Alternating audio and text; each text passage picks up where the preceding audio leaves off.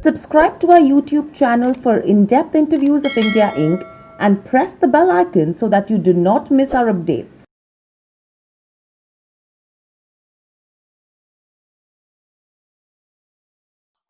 Welcome to Nimar Bang. This is a webinar on the new fund offering by Nippon. This is called the fund called is Nippon Multi-Asset Allocation Fund. So as we know that asset allocation is a multi-layered concept that act as a guardian to portfolios to make them safe and secure. And we know there are many issues comes if we'll talk about the asset allocation and management of the asset allocation. So the there are a lot many hidden issues that can impact the course of investment journey. So multi asset is nothing but is an extended version of asset allocation with large domain of assets involved in this kind of a strategy. So in this webinar, we will understand, the fund offering which Nippon is going to come out with. It's a Nippon multi-asset fund, and definitely it will help us to understand as a category how it help our investors to enhance their return, and definitely the what kind of a product they are coming out with. So it will definitely will give us insight about the product. So we do have Mr. Arun Sudarshan, fund manager and head product Nippon India Mutual Funds. So he is having around 20 year of overall experience. Out of it, 16 years with Nippon India Mutual Funds. He is an engineer by graduate and a CFA holder. So I would request Mr. Arun to take through us the presentation, what kind of a product they are coming out with, and post that we will just take a Q&A session. And meanwhile, if you, I would request my team if they have any kind of a questions, they can post it on a Q&A thing. So over to you, Mr. Arun. Yeah, thank you very much, Ritu, and good evening to everyone on the call. Thanks for giving us this opportunity to address you. So what I'll do is I'll spend about 20, maximum 25 minutes to show you some slides, which I think are very important to explain to you what exactly we are trying to do here and what will be the value proposition for you as advisors and for your investors. Post which I'll be happy to engage with you in a Q&A format. Maybe we can take up questions for 15, 20 minutes thereafter. So Ritu did set the context. I'm going to show you some data, use some examples to convey very, very strongly what we think about this proposition. Now, so in the last 10 years, if you look at it, multiple assets, different asset class have done well at different points in time. We have represented this pictorially. If you observe, gold has been the best asset class in 5 out of the last 10 years, equity in 3 of them, and debt in 2 of them. And what you can notice is that the returns have been all over the place. Don't waste your time reading the returns. I'll come to that part. The only limited point is that returns tend to be different across asset class at various points in time. Now, how different? Now, you look at the last 1.5 years, gold has generated nearly 50% return. Equity during this time had been negative. Debt returns also has been very healthy, double-digit kind of return. Not only now, multiple times in the past, like for example, 2014, equity returns was 35%, gold was negative. There were times like 2013 when gold and equity both were negative or muted, whereas debt gave reasonable returns. The point is the extent of performance, underperformance, outperformance between asset class tends to be very, very high. So you will notice and you will appreciate here, the difference is sometimes as high as 30, 35, 40%. So if you're not present in those asset class at those points in time, when they are performing, you will tend to miss out significantly. Your portfolio return will get hampered. Like for example, last 1.5 years, if you're not invested in gold, obviously you would have lost that. Now, we talked about broadly, I showed you some numbers only pertaining to gold, equity, and debt. International equity again can be considered as a unique and a distinct asset class, and I'll tell you why. Before that, again, let me show you some data. This is the performance of international equity, and here I've taken the reference of US just to illustrate to you. So the first column that you're seeing on your left, where I've highlighted in green, the total returns that US markets have generated in the last 10 years is 35% higher when compared to Indian markets.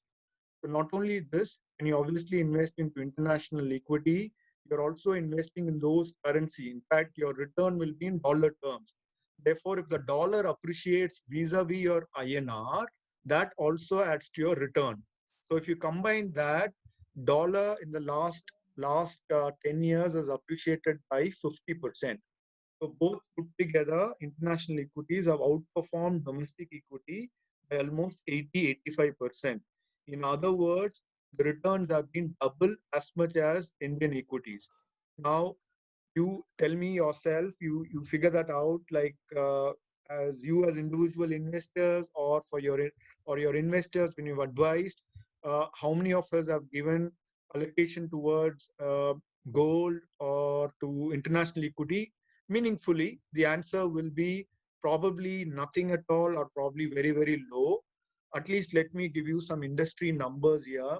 The assets under management of all gold funds and international equity funds put together in the industry is just 18,000 crores. Meaning today our industry size is 25 lakh crore. We are talking about just 18,000 crore. So this gold rally, nobody technically participated. In fact, AUMs were about 8,000 crore. Today it's become 10,500 crore just because of mark to market. Literally, people, at least from an investment perspective in gold, have not participated.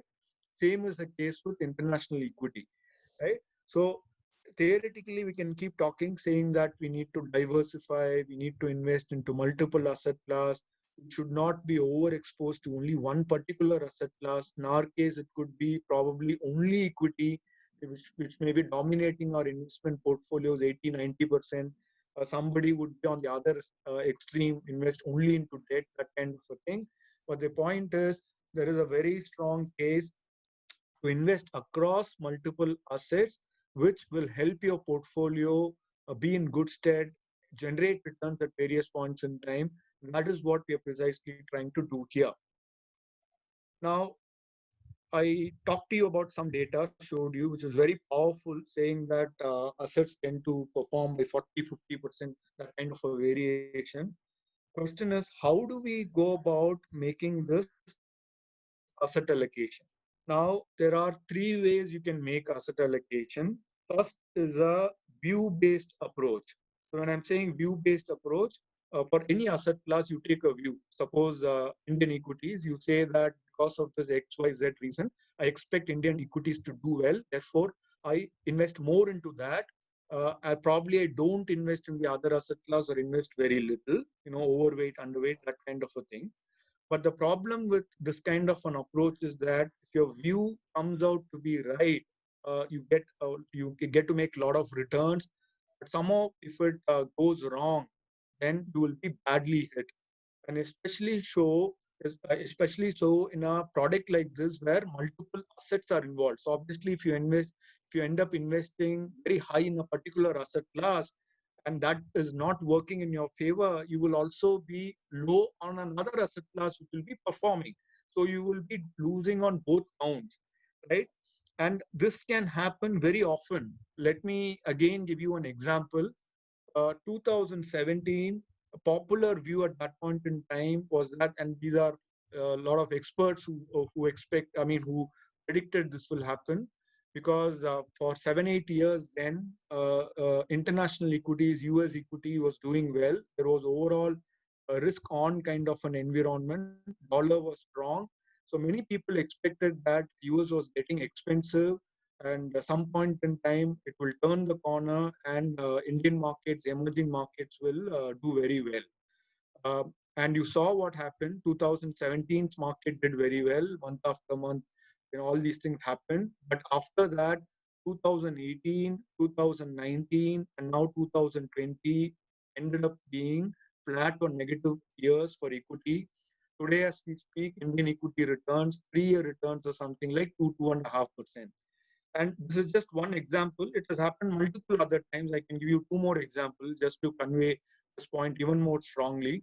2014, when Modi ji came into power with absolute majority, widely anticipated was a view that this is the turning point. Economy will start doing very well. Markets will do very well. That happened precisely for 3-4 months. 2 months into the election and probably 2-3 months in after that, and after what happened in 2014, 2015, and 2016 ended up being flat years. And 2016, on top of it, we did demonetization. At that point in time, people expected this is the end of it. Already, economy was going through trouble, and on top of it, we pull away cash, SMEs, what happens to real estate, multiple other things. That's it. And then 2017, markets actually again started going up.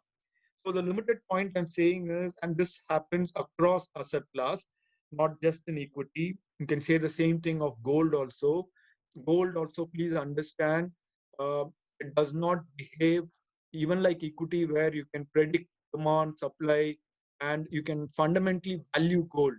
So it behaves based on sentiments. It has a safe haven kind of an appeal. So whenever there is a crisis, geopolitical tension, it tends to do very well, but those things cannot be, you cannot have a view on them, right? So we ruled out this is almost impossible, not completely impossible, very, very difficult to have a view on multiple asset class and therefore invest basis this. So view based allocation we ruled out. Second is, can we have a model which predicts which asset class will do well, and therefore basis that model can we figure out how to over allocate, under allocate, and stuff like that. But essentially a model will have the same follies as a view based approach. Like, I don't think any model in the world can factor in. I'm the co-fund manager for Quant Fund, where we use a model based approach. Only for Indian equities, we look at 9 different parameters across quality, across valuations, across momentum.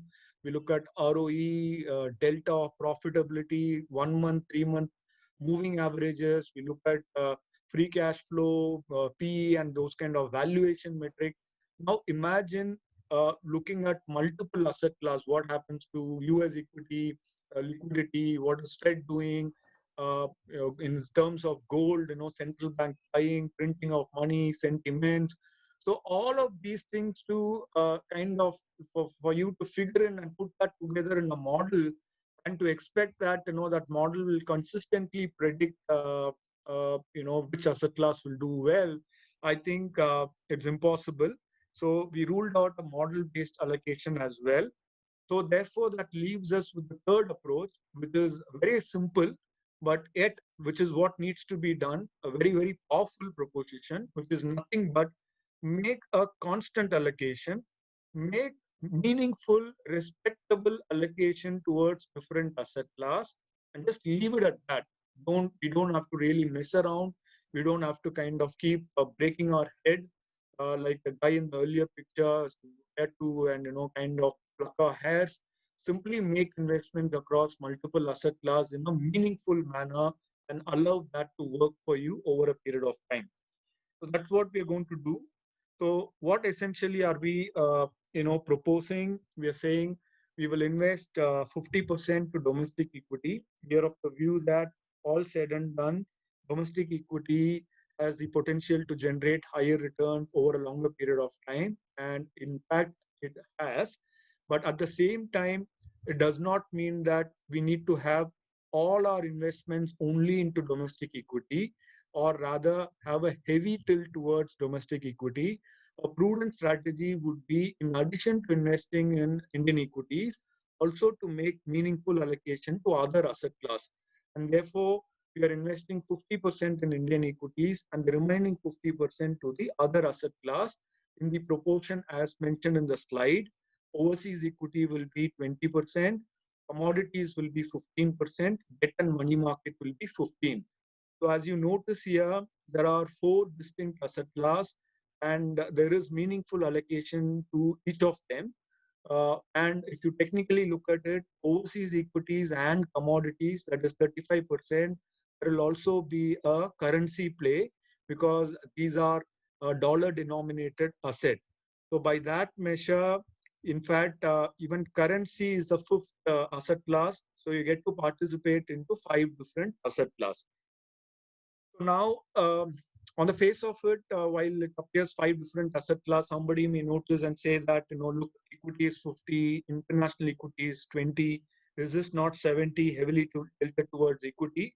Let me tell you, technically, domestic equity and international equity, the correlation is very low, meaning, so you notice in this particular slide, it's only 0.19, meaning, there is practically no relationship. It could quite be that one market is going up, the other market is not going as much up, or sometimes even negative.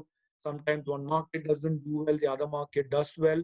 So although it appears that underlying is equity, these markets actually tend to behave very differently, making it a distinct asset class.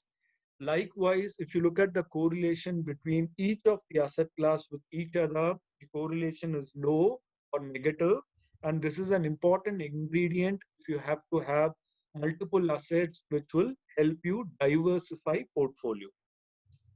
So that's where we stand now. Now, what we did was we did a back testing return. So obviously, had you invested like this, like 50, 20, 15 and 15, had you invested something like this, how did the return pan out over a period of time is what we wanted to figure out.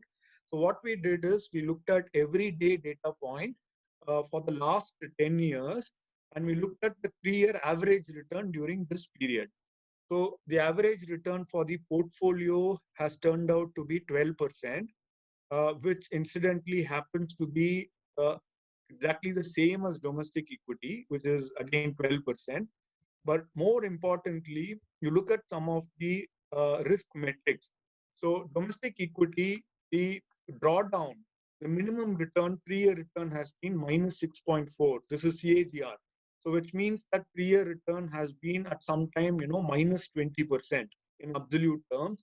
Whereas for this portfolio, while it shows minus 1.8, there have been only 3 instances, 0.2%, that happened actually on March 19th and 23rd and 24th of this year. Except for that, practically 100% of the time, 3-year return actually has been positive. And if you look at standard deviation, in fact, while equity standard deviation is 5.6, in this case for the portfolio, the standard deviation is much lower, close to about half as much. And if you look at some of the other return profile, the portfolio has given above 8% return in 90% of the time. 80% of the time it's given about 10%, and 50% of the time it's given about 12%. And compare this with equity, the return profile actually is superior on a consistent basis. So the limited point here is that at least based on this backtested data, it appears that you're getting equity or equity plus kind of return profile along with much lower volatility. Now the sense is, what more can you want? I mean, that's exactly what you want, right? So you want to earn decent returns, to beat inflation, to get, kind of compounding growth. At the same time, you do not want to have times when returns are very low, negative. So I'll just show you this particular slide also. We did a point-to-point return.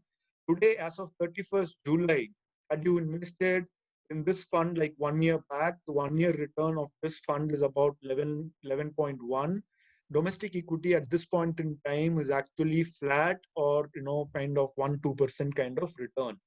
5 years, today, domestic equity, 3 years, it's flat, 3.5%. Should have at least given you 7-9% kind of return. And that's the limited point we are making. Today, 6-month return in domestic equity will be minus 7.5. Backtested result as this portfolio actually will be flat. So that's what we are trying to do.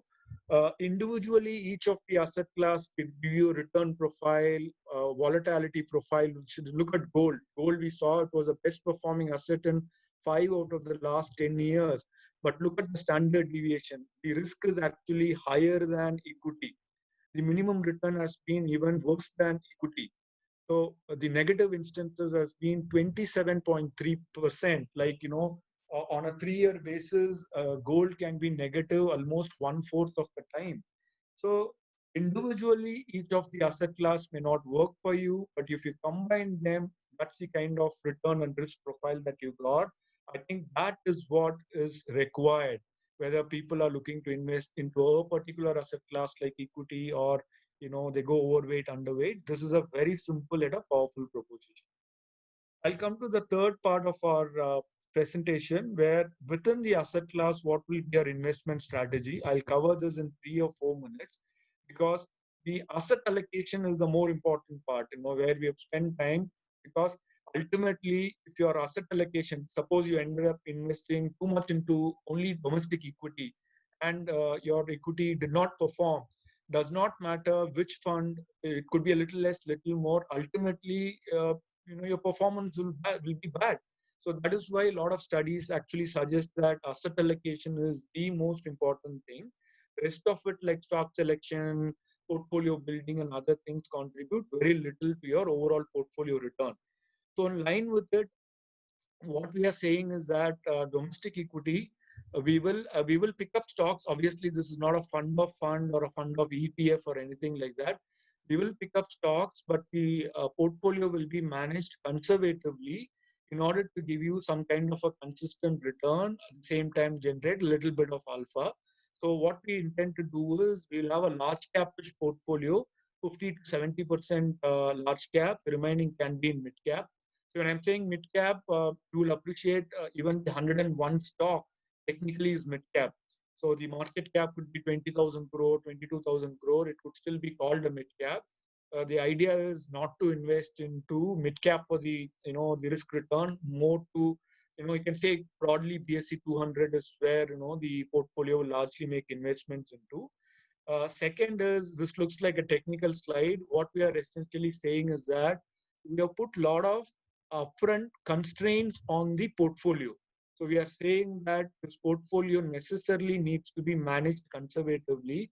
Therefore, active share, which is a measure to find out how the portfolio is vis-a-vis benchmark, that number will be very low. Plus, we have not allowed the fund manager to take too much deviation from the benchmark, meaning fund manager cannot have a view saying that, look, to me, financials is looking very weak because of this moratorium, economic slowdown. So I will invest in benchmark weight is 30%, but I will not invest in finance, or I will invest only 10% or 15%. Instead, I think pharma is looking good. I will invest, 20% in pharma. You can't take those kind of big macro calls. It will be largely closer to index, at least for the larger sectors. Likewise, we placed, stock constraints as well from a concentration perspective. So the idea here is, while we will manage it actively, it will be conservatively managed to generate consistent return along with some alpha. As far as overseas equity is concerned, look, we don't have expertise in picking up global stocks. We don't have research capability to analyze a Google or a Facebook and figure out how they're going to do well. Therefore, what we will do is, at the same time, we will not invest into an ETF and index fund also. As I said, this is not a fund of fund. So what we will do is, we will look at MSCI World Index as a reference point, and broadly basis the country allocation. Today, this particular index has got 65% weight to US, about 20% to Europe, including UK, and the rest in the other parts of the market. So broadly, we will go with this kind of a weight, and within that, we will pick up, the top 25 stocks, which in essence will give you a developed market exposure across these regions. And this we will again do rule based. So whatever is the MSCI World exposure, as per broadly these country weights, and within that the stock exposure in the index, we will go and buy that. It's like saying that if somebody wants to invest in India, and they look at the index and say you have RAL, you have HDFC Bank, you have Infosys, you broadly go and invest, and broadly into that kind of a proportion. So that's what we are doing in this particular fund today, based on MSCI World. And please do not take that I am indicating something here. So right now, if you were to do this, implement the strategy in MSCI World, this is how the stocks will look like. US 65%. So it will have those FANG stocks. But apart from FANG stocks, it will have a fair bit of diversification across, whether it's pharma names like Johnson and Johnson, consumer names like P&G, Visa, Mastercard, Berkshire, these kind of companies. In Europe, Nestle, Roche, SAP, AstraZeneca, Louis Vuitton, these kind of names, and Toyota, Sony, SoftBank kind of names from the other parts of the market. So again, as I pointed out to you, the reason why Apple is 12 is not because we like it or we have a view. It's simply because that's the highest weighted stock in MSCI. We just, kind of broadly investing basis that. So simple, everything we are keeping it rule based and tight. So we wanted to give you a straightforward, simple, and a powerful proposition: 50, 20, 15, 15. And within that also, every part we're trying to keep it, very, very fast. I said, a dynamism in these kind of products, where you move from one to another. If you get that wrong, it can horribly go wrong. That's not what we are trying to do here. Commodity, out of 15%, again, minimum 10% will be to gold at any point in time. This will again be an allocation. It will not be view based. So the large part will be gold. The remaining 5 can be in gold, silver, energy, and other commodities as permitted by SEBI time to time. So that part you can say, based on, we have Mr. Vikram Dhawan, he's the head of commodities. The entire life, 25 years, he's tracked commodities. So based on this, it will be a little tactical. If he does not find any opportunities at all, it could even invest into commodity arbitrage. So commodity part also is fixed, 10% gold at any point in time. We will not take a view saying that gold has run up by 50%, now it will take a correction. Nothing doing, 10% at any point in time. Debt will be like our short-term fund, where investments will be predominantly into high grade. Minimum 85% will be into AAA, the remaining AA plus AA. Duration will be short duration, somewhere around close to 2 years types. The idea here is to get some kind of a stabilizing kind of a return with low to moderate volatility. So we're not taking credit risk or duration risk here, just we're trying to keep things very, very simple. So the last slide, so this is the only slide which may look a little technical, but it's an important slide. I'll just spend 1 minute here. So what we wanted to portray in this particular slide is the fund, because of the way it is constructed, has the capability to generate returns, balance out returns across cycles. For example, in the last 10 years, I showed you a lot of data. This is a cycle which can be called a dollar bull market. The dollar had been strong, US markets have been strong. Emerging markets have actually underperformed, during this side, during this time. So technically, this kind of an environment, global equities, which is a good 20% part of the portfolio, gold again, for various points in time, whenever risk aversion comes back, which is again 10%. It again, multiple periods it will do well. So a good 35-40%, and I said global equity and gold currency also will be at play. A dollar anyway has been strong. So a good part of the portfolio will work and probably compensate or balance out relative underperformance in the other part. So that is what can happen. On the other hand, if the cycle were to change, if the cycle were to turn tomorrow, let's say that risk appetite comes back very strongly, and people are extremely confident, they want to invest into emerging markets, like something like happened in 2004 to that kind of a 2008-9 kind of a scenario. And during that time, emerging markets will do extremely well, commodities will do extremely well, and debt again can work out at various phases. So regardless of long cycles or relatively short cycles as well, the portfolio, as I pointed out, whether it's the last 1 year, even the last 6 months. So various periods, I think the construct of the product is such that a good part can work and balance out the other part, and you end up getting what kind of returns we talked about. So to sum up, we're presenting this fund, Nippon India Multi-Asset Fund, where it will invest into multiple assets and give you meaningful exposure so that you could have a portfolio suited for all market conditions, which could work for you across and through market cycles.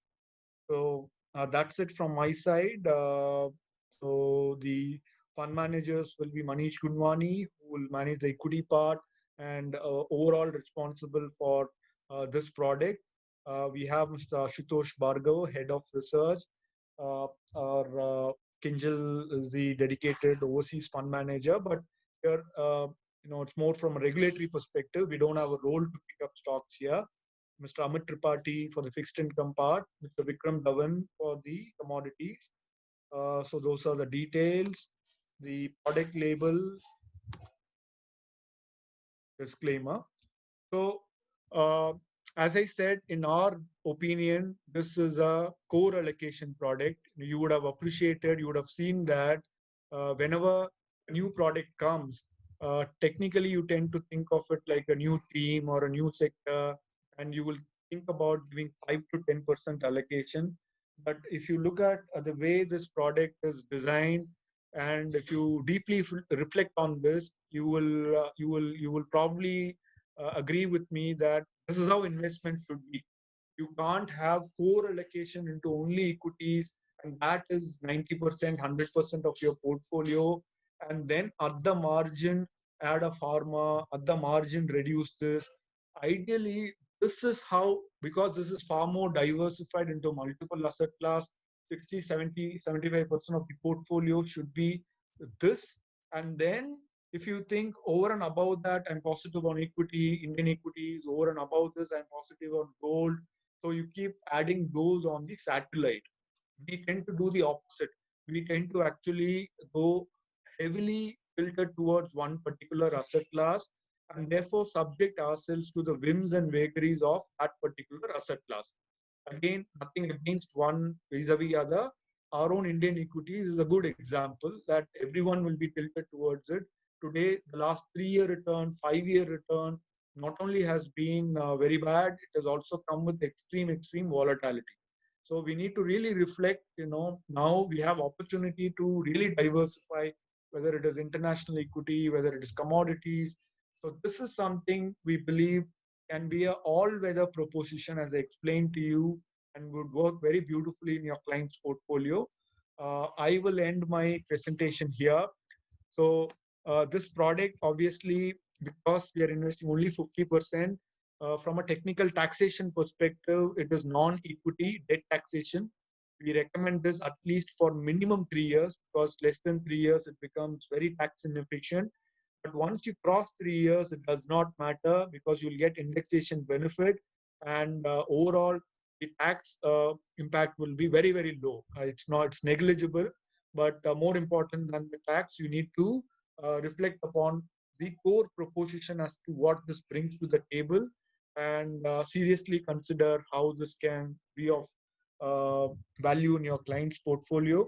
And let me also conclude today, while there are multiple various multi-asset funds in the market today, all these funds are erstwhile equity funds which have been converted to multi-asset funds. So they tend to be equity oriented. So they invest nearly 70% in Indian equities, and probably 10% in gold. That's the only difference. And remaining 15-20% in debt. So technically, if you look at it, those look like equity hybrid plus some gold thrown in. Whereas what we are trying to give you is a genuine multiple asset class investing. So from that sense, it's different. Two, we are also not taking any view-based, model-based, or dynamic approach towards investing, which we think sometimes could work against you. So this fund at any point in time will give you 50, 20, 15, 15 kind of exposure. Every quarterly basis, we'll keep rebalancing and resetting, coming back to those numbers so that your risk return profile at the product level does not change significantly. If you don't do that, you start with, for example, last year, you invested 20% in international equity and 15 in commodities, and then both of them have done very well. And today you will be sitting with 50% of those two assets. The domestic equity will look like 30%. So that's not what we will do. You will have this kind of an exposure, and the back-tested result that I showed you is exactly how returns are panned out basis this kind of an exposure. So thank you very much. I'll hand it over back to Ritu now. I'll be happy to take up any questions which did not get addressed during this conversation. Thanks, Ritu. Over to you.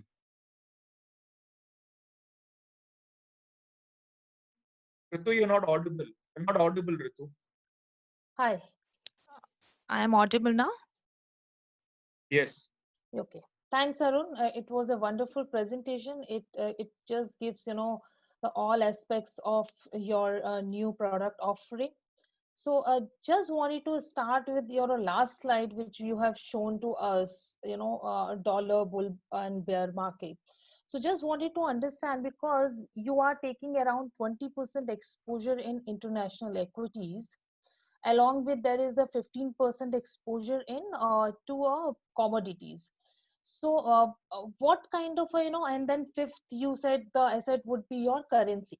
So just wanted to understand the currency fluctuation impact on this product, or all over the long term. And have you guys done it any kind of a back testing, how currency impact on this product and the fund return?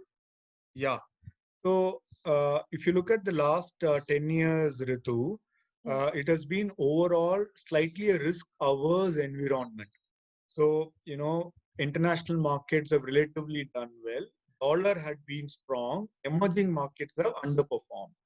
Now, in this kind of a cycle, what I am conveying here is that, relatively speaking, within the portfolio, international equities generally tend to do well in this kind of an environment. And that's what had happened, right? I showed you how US has generated 35% higher return. That's number one. Second, multiple times you had some bit of risk aversion, crisis kind of an environment coming, geopolitical. That is why risk averse environment was there in the first place, right?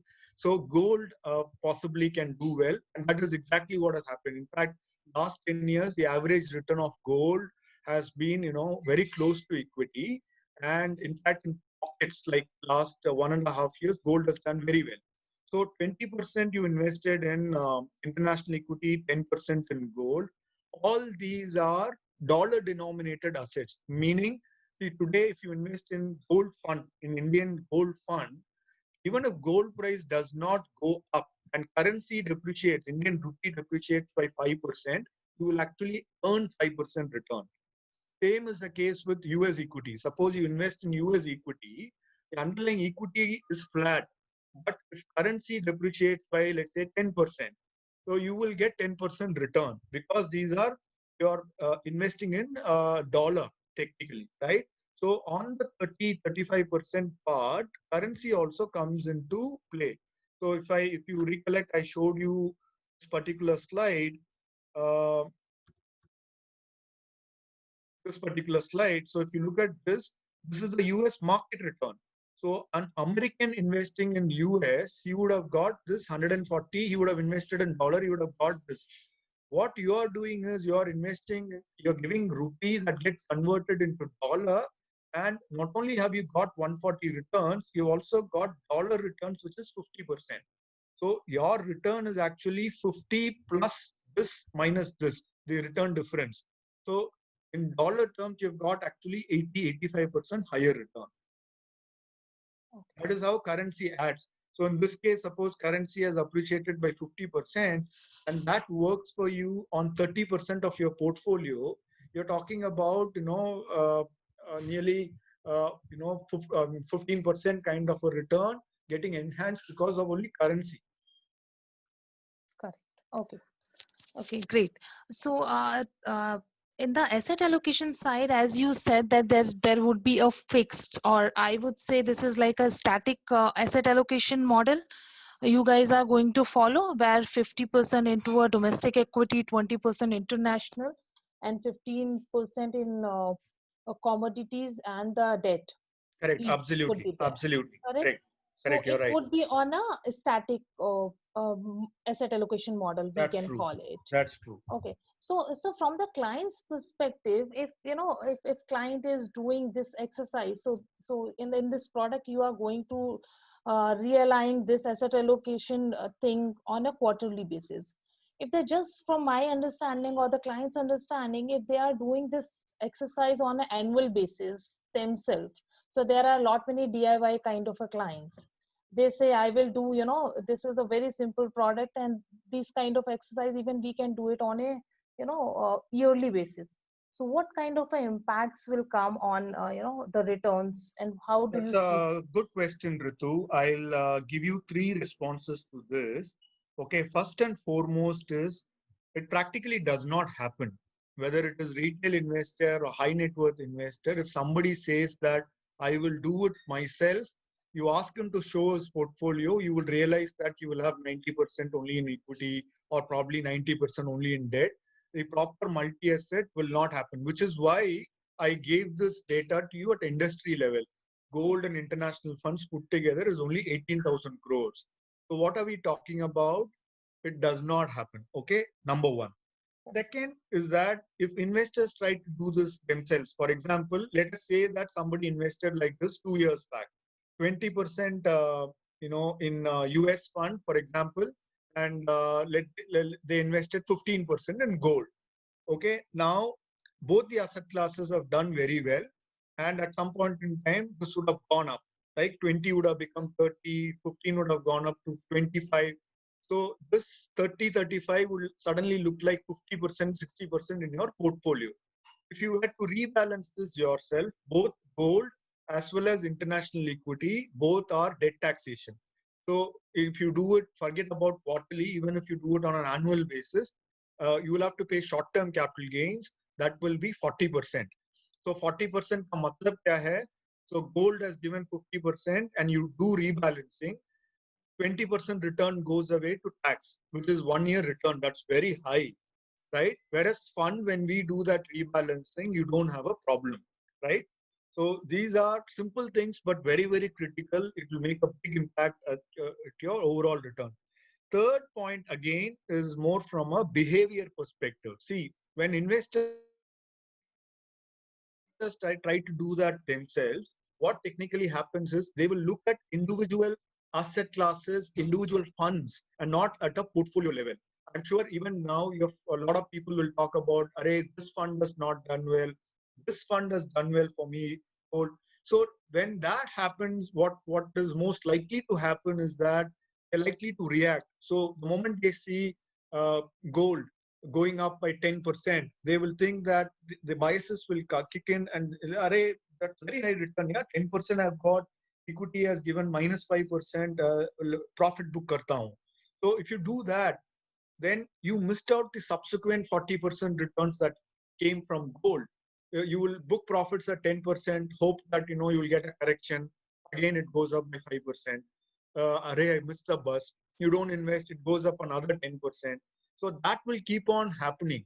So this fund will give you that discipline that as long as you're there in those asset class and remain invested across cycle, through cycles, allow it to work, and you get that 12% kind of rolling returns, I think that's what you need to get. So it is, in my view, it's easier said than done. Even that international equity picking up, all those things, practically is impossible. Okay. Okay. Uh, Again, I will go back to your slide, one slide where you have shown that you guys have done it, the back testing of the model, and where it's showing, you know, a 3 year rolling basis, it's showing, you know, more than, you know, around 8% return, or around 90% of the time.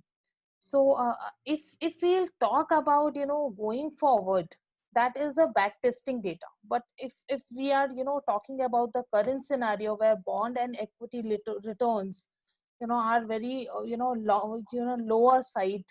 So how do you see this product can deliver going forward? Because whatever we have seen now, the returns in each and every asset class is coming down, and or we can say in the other way, it's the average of the return over a longer period of time is coming down. So do you So, agree with this? yeah, Ritu, correct. So the point is this, see, ultimately you'll have to see returns in relation to each other. See, 12% return happened in the last decade. Will it happen again in the next decade? I don't know. But can this fund, it is, I'll give you something like an analogy here. So you can think of this like a good IPL team. So you have four foreign players, then you have a mix of domestic players within that: batsmen, bowlers, wicketkeeper, fielders. So point is, as long as you have a good team, individually, one day Tendulkar could fail, a batsman could fail to deliver, as a unit. Maybe bowlers will win the match for you. Fielders will step up and kind. So something like that. So individually, something may work, something may not work, but collectively, as a team, a combination can win most matches, if not all. That is something what we are bringing to the table. So you will have to see everything in relation to each other. So the limited point we are saying is not the absolute 12% that we are talking about. I'm saying when compared to equity, you end up getting almost equity plus kind of return, but you're getting that with far more consistency, with far lesser volatility and risk. That is the limited point we're making. See, tomorrow, if equity returns were 6, right, you will not complain if this fund gives you 7. That is how you need to look at it. Correct, correct, correct. And possibly Absolutely. at that point in time, none of the asset class would have given anything closer to 7, Correct. or So probably one asset class could have given little more, little less, that kind of a thing. correct, absolutely. Because the Indian mentality is like that, that this product will deliver you more than 10%, or this product will deliver you 12% kind of a returns. No, So no, no, if no. So I make it very clear. These are yes, back tested data, and past performance is no indication of future. But I think conceptually it will work like this. yes. So it's would be better if we can say that this product can deliver you a better risk adjusted return, or comparative to direct equity mutual funds. You can say that generally risk adjusted return is something that people find it cryptic. They don't understand that. Correct. Maybe we can elaborate that. Basis this, it seems to give equity kind of return, Hmm. but with much lower volatility and risk. I would put it that way. Yes, yes, correctly. Yeah, this is a technical word for them. Correct, correct, Understand, correct. understand. Okay. So, in your presentation, in the end of the presentation, you said, in the multi-asset category, if you look at, then there are, various kind of a products is there, which is start with, 70% or 75% equity exposure, to the product which Nippon is launching with 50%, or there are one product which is 50% into a debt side. So if we'll talk about these the various asset allocation in this particular category, how one can decide you know yes the which is the suitable asset allocation for them. Yeah, so because it's a internal call, we are doing for Nirmal Bang specifically. I'm showing this data only to not to say that ours is superior, theirs is not that, but only limited point is if you look at it, these are the funds in the market. So everything is very highly skewed towards equity. Correct. Okay, except SBI. SBI has said this. Yes. None of the funds have international equity. So that is one differentiating factor. Okay. So ultimately, as I pointed out, 65, 70% equity and 10-12% in gold. That's the only difference. Okay. Now, Tata came out with one fund. They're also equity oriented. So debt, this 13% of commodity, possibly they took a view, I don't know. they ended up doing arbitrage. Entire 13% was arbitrage. Arbitrage, you will appreciate, will give 5-6% annualized return. Okay, so if you don't invest into, in our case we said at least 10% in gold, right? It's not view based. So they probably missed out return. So you look at the performance. So that's a view based approach, right? So you look at the performance, right? So this is the last we've taken return from the low March 20th till 31st July, from the low points to this. You look at some of the other funds, like for this particular thing that I talked about, this is a folly of taking a market view based approach, right? Look at what this could have done, constant allocation, right? Most of the others returns are a little lower, probably because international equity was not there. 20 had that been there, currency also did well. So uh, so this is like, look at this. We showed you, right? 1 year return is positive. BSE 500 is 1.5. 6 month is minus 7.4. Whereas this is still flat. So that is what will happen if you balance it out quite well at various points in time. So asset allocation funds, technically, while the category is something, the strategies adopted by each fund house is very different. So Motilal recently came out with a fund. It is a debt plus kind of a fund. Their positioning itself is like that. So there they invest 10% in S&P 500, 10 in gold. Both these are fixed. The remaining 80% can vary between equity and debt. And they expect equity exposure to be around 15 to 20%. Most of the times, debt will be close to 55-60%. So their positioning itself is different. Whereas what we are telling you is that we are giving you multiple asset allocation in the same fund. Okay. Okay. Uh, Good to see. I mean, this slide, because it, clear the doubts, like which funds is taking what kind of asset allocation. My last question to you, Arun, is uh, basically, can we, link up this product particularly to some kind of a goal? Because generally nowadays we are seeing a trend like, the goal based investing is there. And if we'll talk about the goal, means it comes to the financial planning people, bifurcated different goals. They decide what kind of allocation they are going to put in a different assets, and then consolidated basis they come out with the asset allocation mix. So I mean, how do you see like this product can well fit in this these kind of investors? See, I would assume that this is very close to a equity kind of a return profile, right? So if you're using any kind of equity-oriented fund towards various goals, obviously long-term goals, more on the lines of wealth creation and over the very long term to create and pass on wealth to the next generation, that kind of a thing, this will fit in very well. So those kind of things, suppose I want to have a multi-generational wealth over 10, 15 years. So rather than put my money into a single asset class, which may perform at some point in time, may not perform, to me, this appears to be a much better proposition, saying I put my money across different multiple asset classes.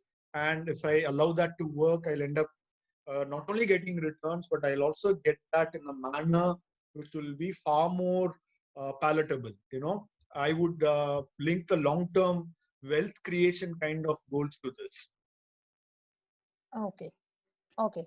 And just last question, that how impactful this multi-asset will be for SIP investors? So again, it should work very well for SIP as well, because all said and done, for very short periods of time, you will have volatility. Because please understand that all said and done, your equity 50%, international equity. While I did say that the correlations are this thing, it has its own traces of performance, underperformance. Therefore, it has its own individual volatility. Gold, I pointed out, can be very, very volatile, right? So these assets actually form the bulk of our investments, 50, 70, almost 80% is actually this. Debt can also be volatile, but no, relatively less so. So given that kind of a phenomena, short-term volatility could be high, and therefore something like SIP could help you average that out, and whenever it is low, pick up more units. So those benefits of SIP will come to you. So again, if you're gung ho about making SIP in your equity, there is no reason why you should not consider making SIP into this kind of a proposition. Okay. Okay. Thank you, Arun. Thank you having you here, and it was a wonderful session. We learned a lot. We understood this product very well, and thanks for giving insights about the product. Thank you. And Thank for the team, the NFO is launching on 7th of August, so would need your participation in this, product to make this product successful. Thank you so much. Thank Thank you, you, Arun. Ritu, and thank you very much, everyone, for giving a patient hearing. We're looking forward to a very successful. I think this can be a category. This can be a fund which can be built over a period of time, also. But we think it's very, very simple and a powerful proposition, which your clients will find it relevant. Not just at this juncture. Nor we're not bringing this product because market is like this. As I said, this will be as relevant 1 year down the line, 2 year down the line, as it may be relevant today. Thank you very much. Do let us know if you need any further support or clarification. Thanks. Sure. Thank you, Arun. Bye.